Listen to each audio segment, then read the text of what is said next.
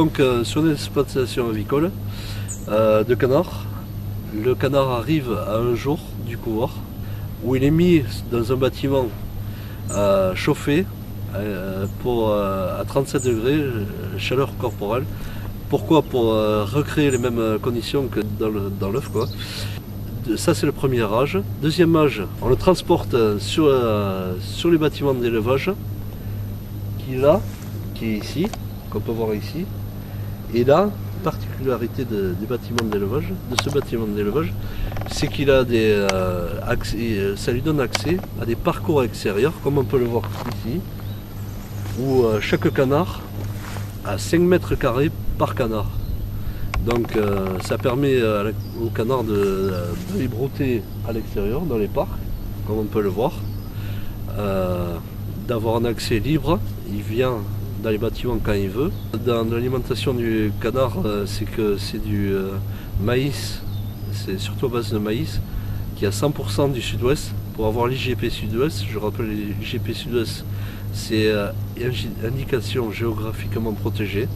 C'est un bassin de 18 départements proprement sud-ouest, du sud de la France, où il y a un cas de décharge qui est très strict, qui est très clair, et qui permet d'aller chercher une plus-value, qui permet aujourd'hui à des petites exploitations comme la nôtre de tirer son épingle du jeu.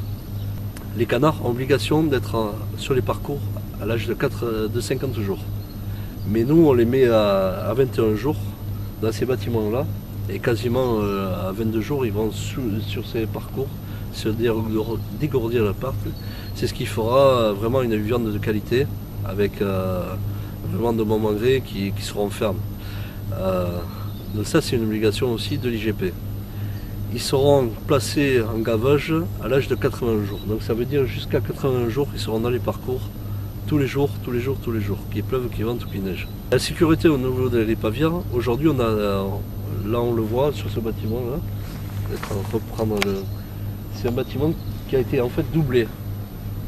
Pourquoi il a été doublé? Pour que quand il y a des forts risques d'influenza, la préfecture est en garde, quoi, et elle nous dit de les laisser dans les bâtiments.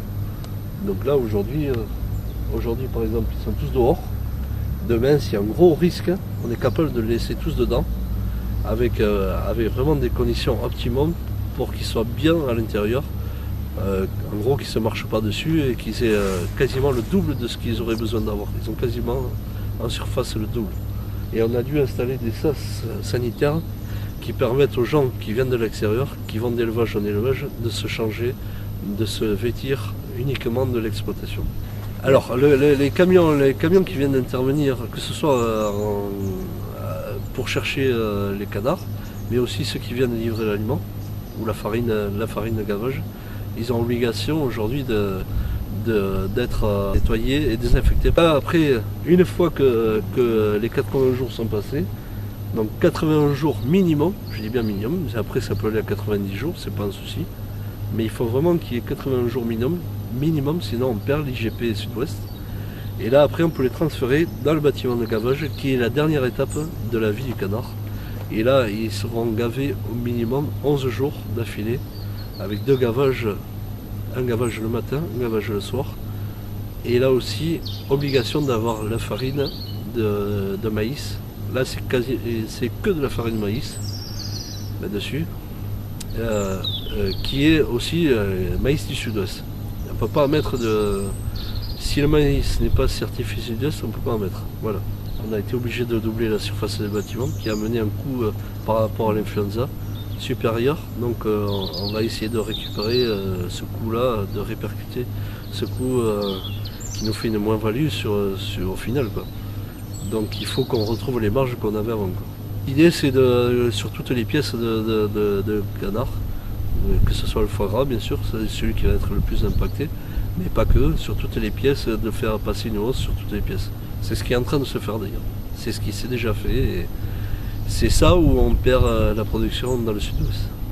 Il faut quand même savoir que sur une exploitation comme ça, en chiffres, allez, on va parler en chiffres, 80 000 € qui a été investi l'année dernière pour mise aux normes sur la partie gavage, 80 000 euros.